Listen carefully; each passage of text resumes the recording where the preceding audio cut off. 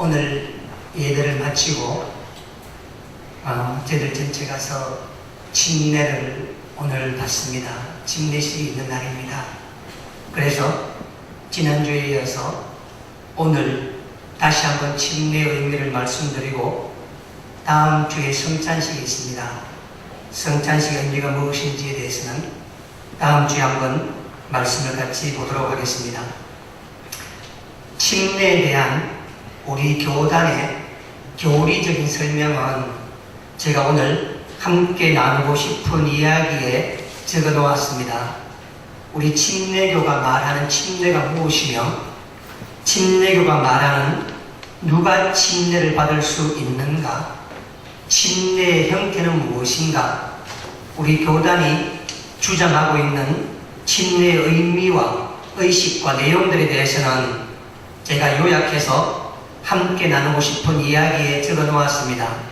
이 부분만 이해하시면 우리 침례교단에서 행해지고 있는 침례 내용과 의미와 형식에 대해서 여러분들이 알 것이고, 이 내용을 바탕으로 여러 가지 교리적인 내용들이 나온다는 것입니다. 제가 이번 주에 침례에 대한 신학적 내용을 말씀드리겠다고 지난주에 말씀을 드렸습니다. 늘 여러분이 혼동하는 게 뭐냐면 성경 공부와 교리 공부를 늘 혼동을 해요. 그래서 성경 공부합시다 라고 가보면 거의 대부분 교리 공부입니다. 교리와 성경의 차이가 뭐냐면 교리 공부는 성경을 해석하는 것인데 각각 교단마다 성경 보는 입장이 달라서 교리가 조금씩 다릅니다.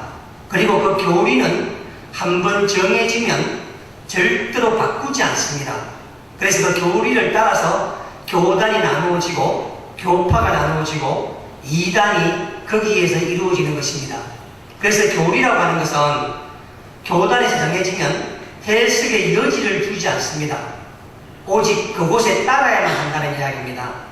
반면에 성경 공부는 뭐냐면 그것보다는 더 넓게 여러 가지 해석에 대한 여지를 두는 게 성경 공부입니다. 그런 점에 있어서 교리 공부도 필요하고 성경 공부도 필요합니다. 신학적 해석이라고 할 때 이때 신학적 해석은 성경 공부에 가깝다는 것입니다. 그래서 오늘 여러분과 함께 다소 조금 어려운 말은 아닌데 말 자체가 조금 어려울 수 있으니 귀를 여시고 마음을 여시고, 내가 누가 물어봐도 침례가 무엇입니까? 라고 물어보면 적어도 세례든 침례든 우리 개신교의 가장 중요한 입교 의식이며 눈에 보이는 하나님의 자녀로서 내 자신의 외적 증거가 침례이기 때문에 침례가 무엇이냐고 물어보면 사람들이 거기에 대해서 우리가 말을 할 줄 알아야 합니다.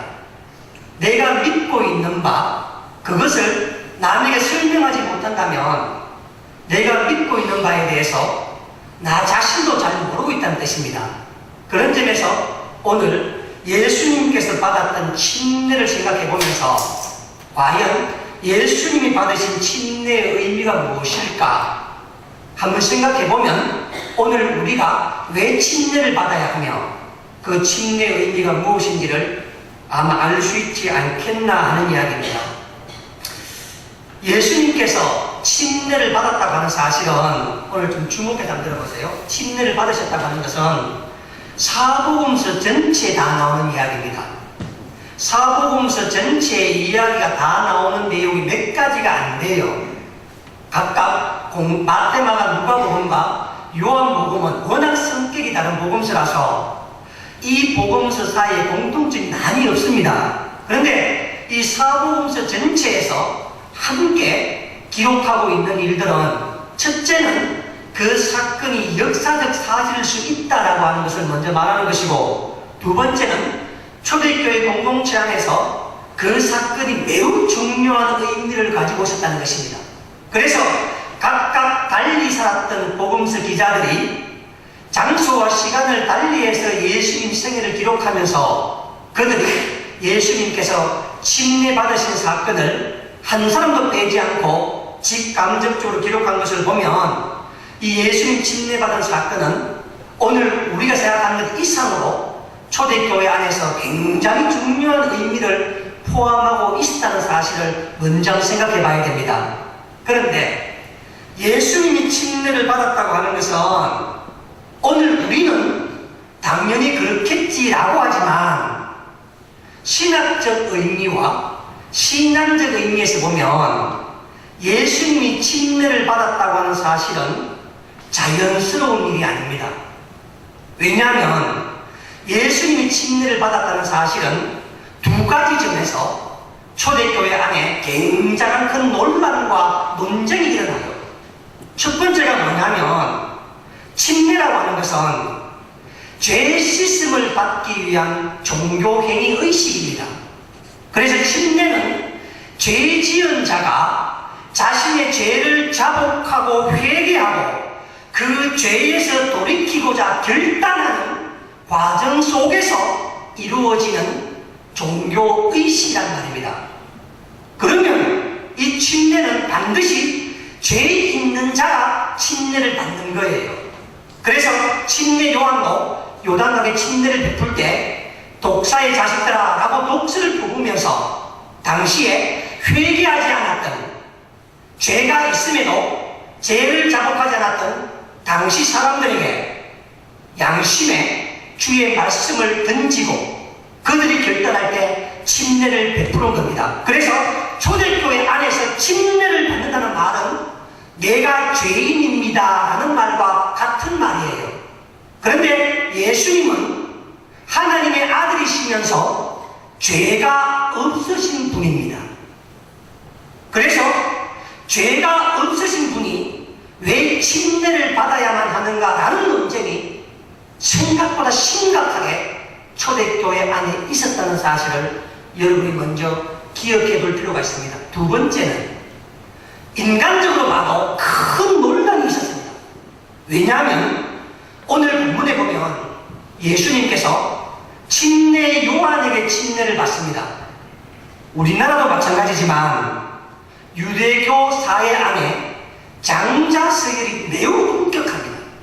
그래서 누가 받으라도 예수님이 침례 요한에게 침례를 받았다고 하는 말은 예수님이 요한보다 영적 권위가 한 단계 아래라고 하는 공간이 형성되었다는 사실입니다. 그래서 예수님을 비방했던 수많은 대사관들이나 바리새인과 서기관들이 예수님의 하나님 되심의 의심의 첫 번째 증거로 예수님의 침례를 든 겁니다. 네가 하나님의 아들이라면, 죄가 없는 너라면 어찌해서 네가 죄 있는 자가 받는 침례를 받으며, 또 네가 하나님의 아들이라면 어찌 네가 세상 사람인 요한에게 네가 침례를 받을 수 있느냐. 그래서 예수님이 침례를 받았다고 하는 사실은 오늘 우리에게도 마찬가지겠지만 특별히 초대교회 믿음의 공동체 교우들에게 있어서는 상당히 거리끼는 것이고 유쾌한 일이 아닙니다. 더더욱이 침례 요한을 중심으로 한 요한 공동체와 예수님 중심으로 한 예수님 공동체가 선의의 경쟁을 벌이고 있었고, 안드레라는 이런 사람이 다 요한의 제자입니다. 침례 요한의 제자. 그런 사람들이 대부분 예수님 제자 쪽으로 왔고, 예수님 제자 가운데서도 침례 요한 공동체 가는 사람이 많아요. 그래서 초대교회 안에서는 예수님과 침례 요한이 선의의 경쟁 관계에 있었는데, 그런데 예수님께서 침례 요한에게 침례를 받았다고 하는 것은 예수님 스스로 내가 침례 요한보다 못한 사람이다 라는 것이 당시 매우 공감적으로 확산되어서 이것이 결국 예수님이 신성모독죄로 제사장들에게 심판을 받고 재판을 받는 단초를 제공해 준다고 하는 사실입니다. 그래서 이 예수님 침례 사건은 예수님을 공격하기 위한 실은 가장 좋은 구실이나 빌미이기도 했다는 사실입니다.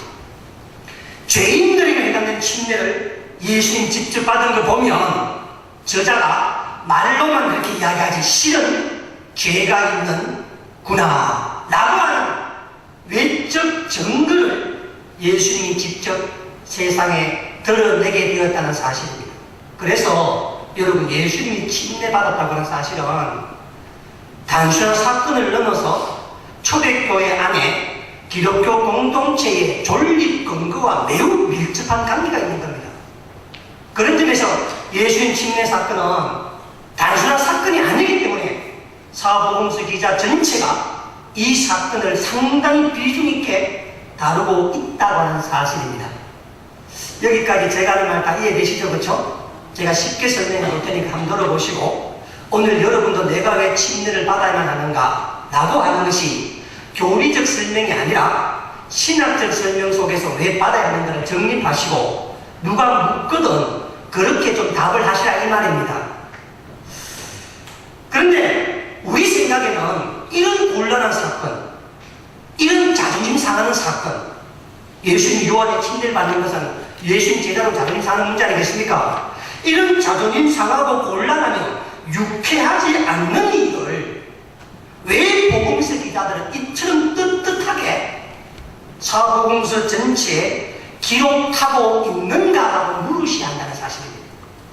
그리고 예수님 자신도 이 사실을 매우 귀하게 여기시고 부정적으로 여기는 것이 아니라 오히려 예수님 자신이 하나님 대신에 대한 결정적 증거로 이 침례를 설명하고 있다는 사실. 왜냐하면 뒤에 하늘이 열리고 나오지 않습니까? 결정적 증거로 사용하고 있다는 사실입니다. 그래서 여러분들이 오늘 이번에 우리 침례를 받으면서 침례에 대한 성경적 신학적 그 의미를 한번 짚어봐야 한다는 사실입니다.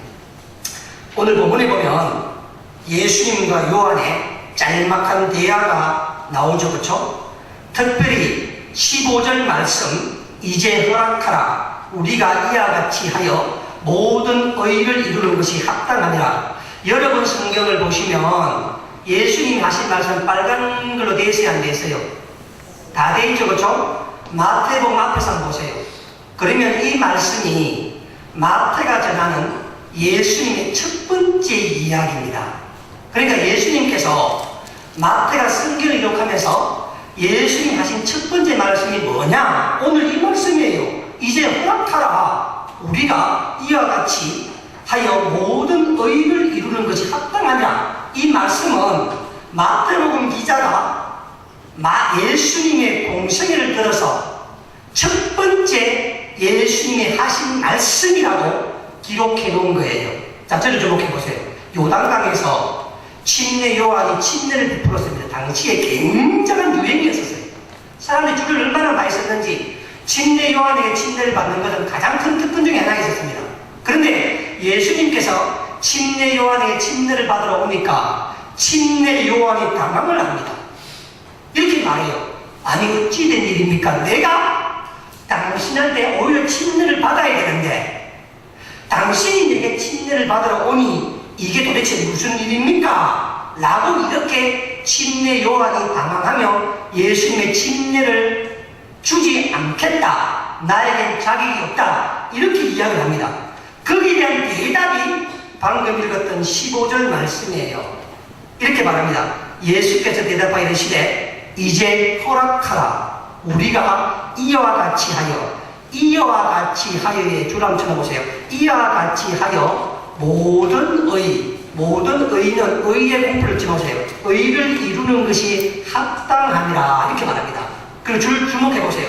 침례 요한이 예수님한테 침례를 못 베풀겠다라고 이야기하니까 나는 자격이 없다 말하니까 예수님 하신 말씀이 뭐냐면 아니다.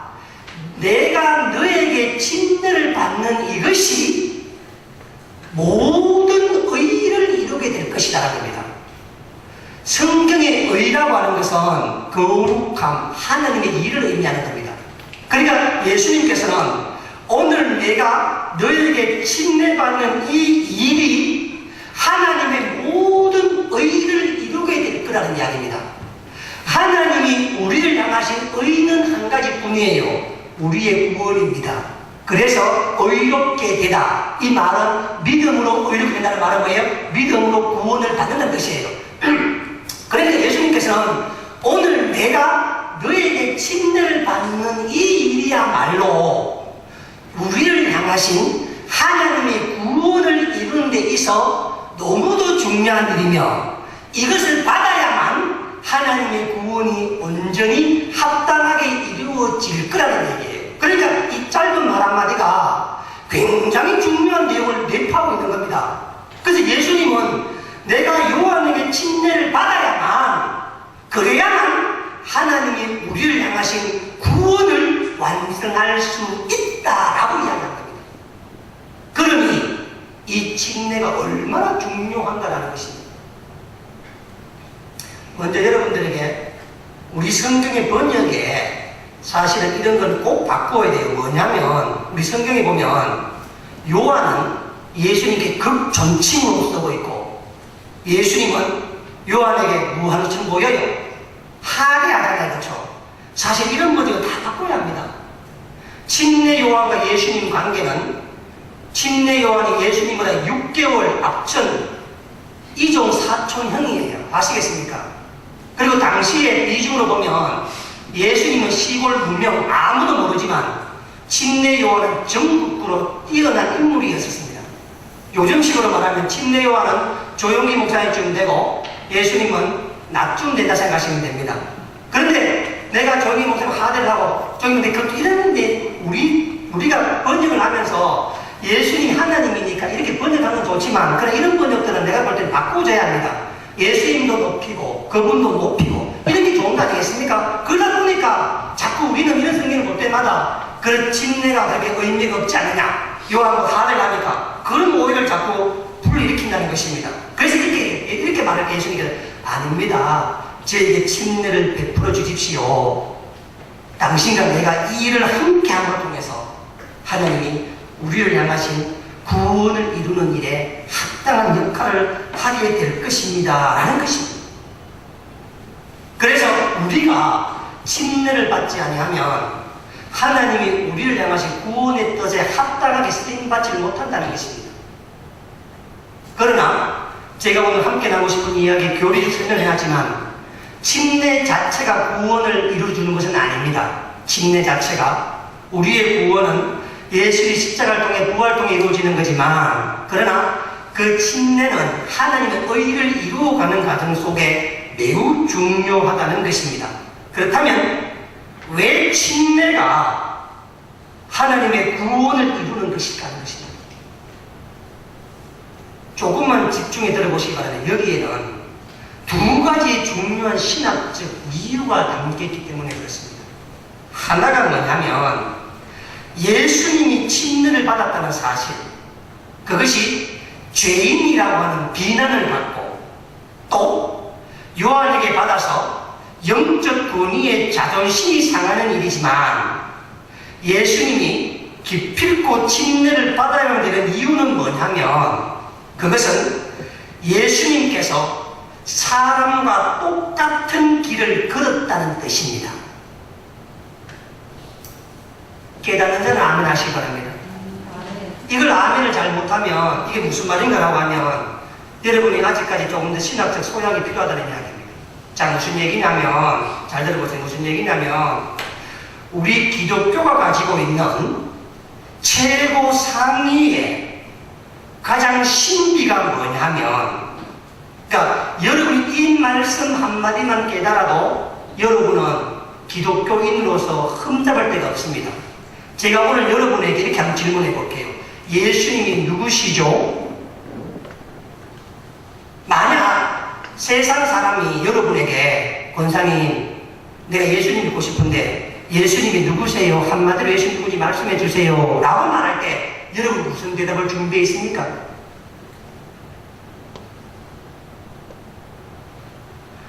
이게 매우 중요한 문제예요. 매우 중요한 문제. 언뜻 예수님은 하나님이시다 답이 떠오르죠. 그렇죠? 예수님 메시아다 답이 떠오르죠. 그렇죠? 이런 대답은 50%밖에 맞지 않는 답입니다. 여러분들이 앞으로 누군가가 뭐 목사가 묻든 누가 묻든 간에 예수님이 누구시냐고 물을 때 100% 정답을 말해야 됩니다. 100% 정답이 뭐냐면 제가 자주 이야기하는 거지만 예수님은 온전한 하나님이시면서 온전한 사람입니다. 이게 답이에요. 아시겠어요? 뭐라고요? 예수님이 누구냐고 묻거든 누가 물어도 예수님은 온전한 하나님이시면서 예수님은 온전한 사람입니다. 답을 해야 됩니다. 또 그게 무슨 말입니까? 라고 물으면 이렇게 대답하셔야 돼요. 예수님은 천지를 창조하신 하나님의 모든 능력을 가지고 있으면서 동시에 인간이 가지고 있는 모든 한계를 함께 가지고 있는 분이다. 말이 어렵죠, 그렇죠? 근데 말이 어려운데 이게 정답이 아시겠습니까? 이게 왜냐하면 이 답 때문에 기독교는 2000년간 이어온 겁니다. 아시겠습니까? 여러분이 이 답을 보면 안 돼요. 그래서 예수님은 신비롭게도 천지를 창조하신 모든 능력과 모든 권세와 모든 힘을 가지고 있으면서 동시에 저와 여러분이 가지고 있는 모든 인간적 한계를 동시에 한 몸에 가지고 있는 그분이 누구라고요? 예수님이라는 이야기입니다. 그래서 예수님은 죄가 없어 침례를 받지 않아도 된다고 이야기하면 그때 그 말은 영지주의자들이 하는 말입니다. 예수님은 오직 하나님이니까 하나님이 무슨 침례가 필요해 라고 말하면 우리 교회는 그 사람을 이단이라고 한다는 이야기입니다. 아시겠습니까? 왜냐하면 예수님이 우리와 같이 한계를 가진 육신을 가진 인간으로 오심과 동시에 인간을 뛰어넘는 신적 권위를 가지신 분이기에 그분으로부터 인간의 구원이 출발한다는 것입니다. 아이고 목사님 무슨 말장난 같은 얘기인데 이 설명을 여러분 반드시 명심해야 됩니다. 누가 묻더라도 이 대답을 할 수 있는 사람이 되어야만 지난 2000년간 교회가 목숨으로 지켰던 게 바로 이거예요. 이거. 그래서 이것이 바로 우리 기독교 신앙의 중심의 중심. 그래서 하나님은 예수님은 온전한 하나님인 동시에 온전한 사람이었다. 예수님은 천지를 창조하시며 세상 모든 사람을 심판하시며 모든 기적과 능력과 구원의 권능과 동시에 오늘 우리처럼 모든 육체적 한계를 지닌 완전한 인간으로 이 땅에 오셨던 분이다. 그러니 하나님이 되시는 겁니다.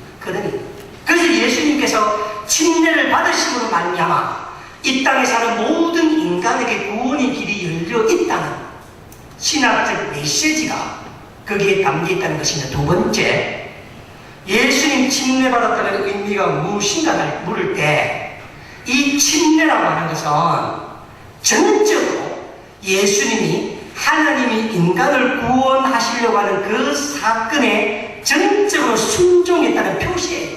자, 이게 무슨 말이냐면 잘 들어보세요. 무슨 얘기냐면 예수님이 공생에 하는 동안에 예수님이 가장 많이 받았던 유혹이 뭐냐면 그것이 사단이었던 예수님 제자였던 그것이 누구든 심지어 예수님이 십자가에 달려 돌아가실 때 옆에 있는 강도도 마찬가지지만 예수님이 가장 많이 받았던 그 유혹이 뭐냐면 예수님 세상 사람을 구원하십시오. 그런데 구원의 방법을 바꾸라는 거예요. 구원의 방법을 무슨 얘기냐면 꼭 십자가를 져야만 됩니까?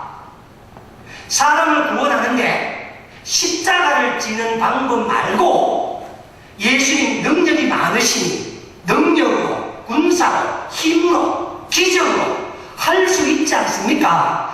메시아 따라서 메시아가 자존심 상하게 쪽팔리게 웬 매를 맞습니까? 이 보세요. 내가 한번 잘 들어보세요. 예수님이 침례 요한에게 침례 받는 게 자존심 상한 일인 것처럼 예수님이 메시아가 십자가에 달려 죽는 자존심 상하는 일이에요. 그래서 많은 사람들이 특히 베드로도 가잖아요. 그렇죠? 제발 십자가를 지지 마라. 마태복음 11장 21절 28절 말씀 가운데 제발 지지 마라. 이게 무슨 얘기냐?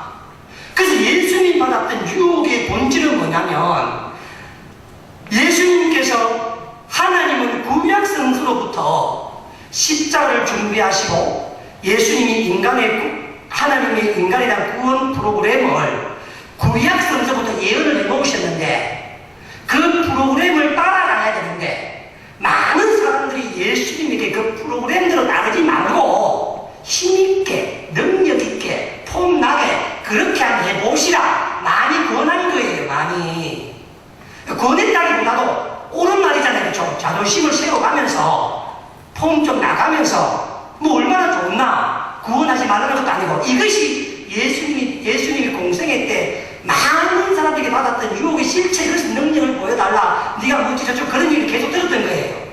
그런데 예수님께서는 그들의 말을 쫓아서 그렇게 세상의 구원할 만한 능력이 계시는 하나님이셨지만 어떻게 하냐, 이렇게 합니다. 베드로가 십자가 지지 말라 했을 때 예수님께서 이렇게 대답을 하세요. 사단아, 내 뒤로 물러가라. 너는 나를 넘어지게 하는 자로다. 따라합시다. 네가 하나님의 일을 생각하지 아니하고 도리어 사람의 일을 생각하는도다. 잘 들어보세요. 지금 베드로가 폼나게 자존심을 세우라는 것은 무슨 일이라는 거예요? 사람의 일이라는 겁니다. 네가 하나님의 일을 생각지 않고 도리어 사람의 일을 생각하는도다. 여러분 지금 서울에 말이죠, 북한의 김양근인가 누가 왔죠? 현영철인가. 여러분 북한 사람들이 쓸데없는 자존심 있잖아요. 그렇죠? 민족이 살만돼야 안 돼요. 그러니까 맨날 싸우는 게 폭탄을 터뜨리고 자존심 때문에 말이죠. 그렇죠? 자존심을 내세우는 사람 하느님 닮은 사람이 아닙니다. 아시겠습니까? 자존심은 그것은 사람의 일을 생각하는 사람의 일을. 그래서 예수님께서 말씀하시는 거예요. 네 말이 100% 맞다는 거예요. 네 말이. 왜? 어떻게 하나님의 메시아가 자존심 상하게 사람에게 침례를 받고 그것 때문에 빌미를 제공하고, 메시아가 어떻게 십자가에 매를 맞아 죽어서 빌미를 제공해 주느냐? 그냥 폼나게 하면 되지 않겠느냐? 그리고 구원하지 말라는 것도 아니고. 그런데 예수님은 뜻은 뭐냐면 내 마음은 꿈도 같지만 나는 그렇게 하고 싶지만 뭐를 하고 싶은 거예요? 하나님의 일을 하고 싶은 거예요. 하나님께서 원하시는 일이 뭐예요? 십자가예요. 십자가. 그 십자가는 따라서 순종뿐이에요. 순종. 그래서 지금 예수님께서는 십자가 전에 자존심 상하는 일인 요한에게 침례를 받아 온갖 빌미를 제공해주는 그 일에 스스로 순종한 것은 뭐냐면, 내가 가는 길은 자존심을 세우는 길이 아니라 아버지의 뜻, 하나님의 일을 생각하는 그 일에 내 운명을 걸겠다고 하는 예수님의 순종이 거기에 있고, 그 순종의 공생의 첫 시작이 침례에 있는 겁니다. 아시겠습니까? 그래서 예수님께서는 이 침례를 받게 되었습니다. 그런데 침례를 받고 나니까 자존심이 상하는 것이 아니라 무슨 일이 일어났는가? 그 유명한 16절, 17절 말씀 아니겠습니까? 사실은 복음서 기자들이 예수님 침례를 기록했던 것은 사실 이것 때문이에요. 왜냐하면 워낙 논쟁이 많아서, 봐라, 요한에게 받아서 메시아 아닐 것이다, 봐라, 뭘 메시아냐, 이렇게 말했을 때 그렇지 않다, 그날 이 일도 있었다, 진짜는 이 일이다, 그게 뭐라는 거예요? 침례를 받으시고 16절 물에 올라올 새 하늘이 열리고 하늘의 성령이 비둘기같이 내게 자기의 임하심을 보시더니 하늘에 소리가 있었다는 것입니다. 이 경험을 축원합니다. 자존심을 버리는 날 이것을 경험하게 된다는 것입니다. 하늘이 열렸다. 오늘 예배 마치고 나가서 하늘을 보지 마시기 바랍니다. 하늘에 문이 없습니다. 아시겠습니까? 여기 하늘이 열렸다고 하는 말은 요즘 우리 남녀전도 성경 구할 때 제가 자주 하는 거지만 1세기 신약 성서에서 하늘이라고 하는 의미는 생명의 구원은 생명이 있는 곳이라고 하는 1세기 사람들의 언어적 표현입니다. 옥황상제 어디 살아요? 하늘에 산다 가지고 하늘에 옥황상제 살아야 안 살아요? 아닙니다. 그 말은 우리와 전혀 다른 질적 세계가 있다는 걸 인정하는 겁니다. 거기에 하나님이 우리를 보고 있다는 것. 하나님은 우리와 전혀 다른 존재라고 하는 것. 그래서 그 하늘이 열리고 라고 하는 것은 예수님의 진료, 예수님의 근본이 하늘로부터 인정된 바로 하나님부터 출발되었다는 것을 이야기한다는 사실입니다. 매우 중요한 표현이 예수님의 본질이 하늘에서 깼다는 것. 두 번째, 성령이 비둘기처럼 임했다. 사도행전은 성령이 뭐처럼 임해요? 불처럼 바람처럼.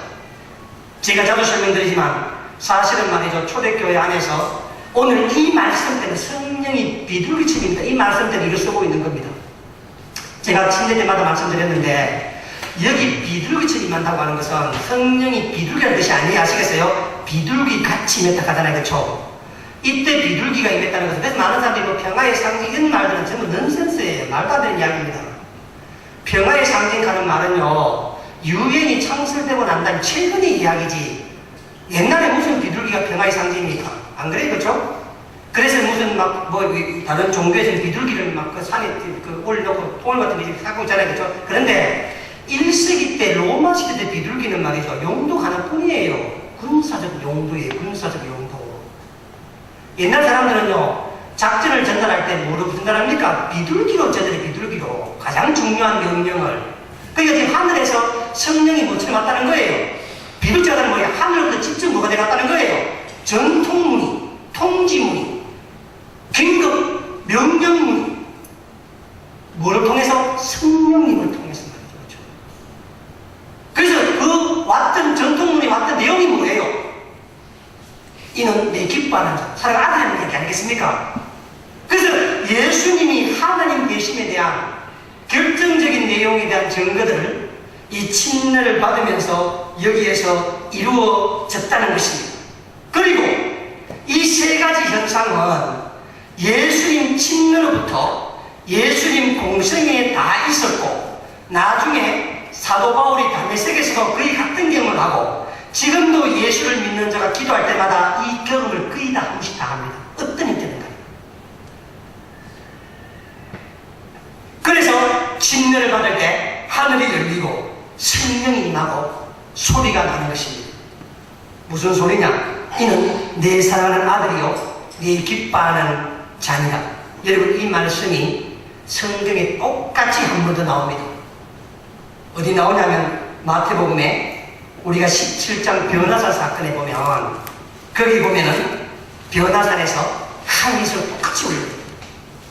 계속해서 성서 기자들은 이 말씀을 통해서 예수님의 하나님 계심을 증거하고 있다고 하는 사실입니다. 여러분, 예수님이 침례를 받았다고 하는 사실이 무슨 의미가 있냐면, 예수님이 침례를 받으심으로 말미암아 하나님의 의가 그것 때문에 우리에게 얻게 되었다는 사실입니다. 따라서 하나님의 생명이 예수님으로부터 비롯되었다. 저를 주목해 보세요. 제가 이 말씀을 꼭 드리고 싶은데, 우리의 생명이 예수님으로부터 비롯되었다고 하는 이 말은, 지금 저와 여러분이 이 말씀을 제가 100% 믿는지 잘 모르겠어요, 제가. 그런데 믿는 자는 이 말씀을 100% 깨달으셔야 됩니다. 왜 이 말씀이 중요하냐면, 지금은 저와 여러분이 하도 귀에 익은 말이라서, 원래 원장님 기도할 때에서 상투적인 말이라서 예수님 우리 생명이라는 말 입에 붙어 살잖아요. 그렇죠? 초대교회 때 그랬겠어요? 지금도 많은 사람들이 자기 인생의 생명을 어디에 걸고 있습니까? 물질이나 돈이나 철학이나 권력이나 힘이나 사는 거 있잖아요. 초대교회 안에서 말할 것도 없습니다. 로마의 정치, 헬라의 철학, 유대의 종교에 자기 생명을 건 겁니다. 그런데 그 생명을 걸는 그 시대에 우리의 생명은 예수님에게 있다라고 하는 선언은 놀라운 얘기. 지금도 이 땅 살아가면서 가장 필요한 게 뭐냐고 물으면 여러분 뭐라고 답해? 지금 예수님이라고 답하기를 축원합니다. 안 할 가능성이 많아 보여요. 제가 앞에서 보면 안 한다고 해요.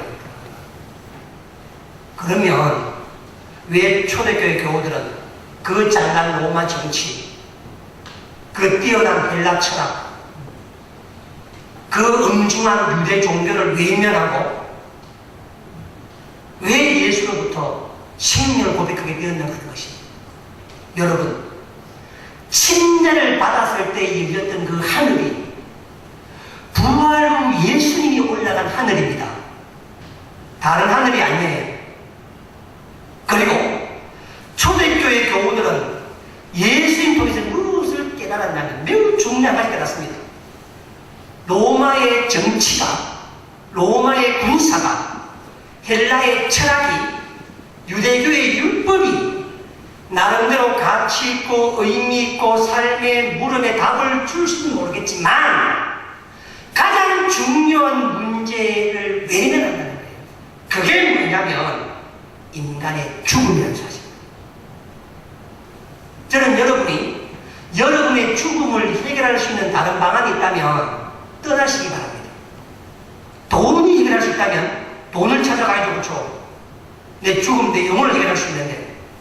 그래서 초대교회 교우들은 그 로마 정치나 철학이나 모든 것을 통틀어 봐도 자기들이 맞닥뜨릴 죽음에 대한 답이 없는 거예요. 답이. 근데 그 답이 뭐냐면 침례 때 열렸던 하늘, 하나님이 확정했던 내 사랑하는 아들, 그 소리, 그 하늘로 예수님이 부활에 올라가셔서 죽지 않았다는 사실에 그들은 전 인생을 걸게 됩니다. 여러분도 전 인생을 축원합니다.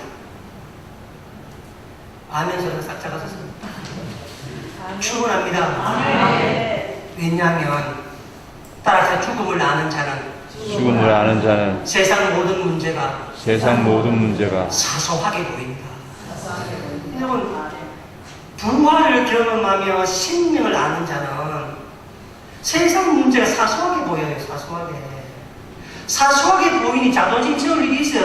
없어요. 썩어져 없어질 그 자존심을 세우는 자가 어디 있습니까? 세상에 그렇겠어요. 그렇죠? 오직 아버지의 뜻이 침례 받음으로 이루어지는 구원에 합당합니다. 이 침례가 예수님께서 그랬던 그 침례 우리가 같이 받음으로 말미암아서 여러분 자녀, 물질, 돈, 생각 이 모든 것들이 중요한데 필요한데 그러나 예수 믿는 사람에게 이 문제는 사소하게 여길 줄 알아야 합니다. 그래서 예수님 제자들이 거꾸로 십자가에 달려 죽고 매를 맞고 가도 그렇게 그들이 가르치던 것은 뭐냐면 이 일이 사소하다고 하는 말 뜻을 여러분 뉘앙스를 잘 이해하세요. 의미 없다는 뜻이 아니라 필요 없다는 뜻이 아니라 그러면 이제 돈도 벌지 말고 목사님 그러면 이제 그 사람 그런 뜻이 아니라 우리는 그런 걸 통해 세상을 살아가지만 거기에 여러분의 전 인생을 걸지 않고 생명의 전 인생을 걸 수 있는 사람이 되어야 한다 이런 이야기입니다. 그래서 사도 바울처럼 내가 그리스도가 내 안에 있는 경험이 있어야 되는데 그 경험의 시작은 뭐냐면 침례라는 게 침례. 기독교인으로서 시작하는 과정 가운데 그래서 앞으로 인생 살아가면서 왜 고통이 없겠습니까? 왜 힘들지 않겠습니까? 왜 물질 때문에 울지 않겠습니까? 왜 어렵겠습니까? 그러나 그럴 때일수록 그 문제 한 발짝 뛰어나서 사소하게 볼 수 있는 믿음을 가지시기 바랍니다. 왜냐하면 하늘이 열리고 비둘기가 성같이 인내해서 여러분에게 말하는 게 이는 내 사랑하는 아들이 우리 기뻐하는 자다. 여러분을 다 똑같습니다. 바로 여기에 우리가 생명을 거론한 세상의 물질과 아니 세상이 우리를 유혹하는 것 그런 것들은 다 사람을 생각하는 것이고 아버지의 일을 생각하기만 하면은 우리는 오늘 주님과 함께 생명의 극치에 생명의 완성에 참여하게 될 겁니다. 제가 오늘 한 이 내용이 말로 풀어서 자꾸 설명하려다 보니까 꼬이지만 이 말 속에 담기는 영적 의미를 다 스스로 깨닫기를 축원합니다. 그것을 마음에 깨달아서 앞으로 누가 침례 이야기 나오거든. 침례는 이런 거다. 이 하나님의 의를 이루는 것이다. 침례 속에 담긴 이 뜻을 바라보면서 힘있게 주님의 자녀로 아버지의 일을 이루어가는 일에 쓰임 받기를 축원합니다. 기도하겠습니다. 참 좋으신 하나님, 오늘은 우리 교회가 침례를 받는 날입니다. 그리고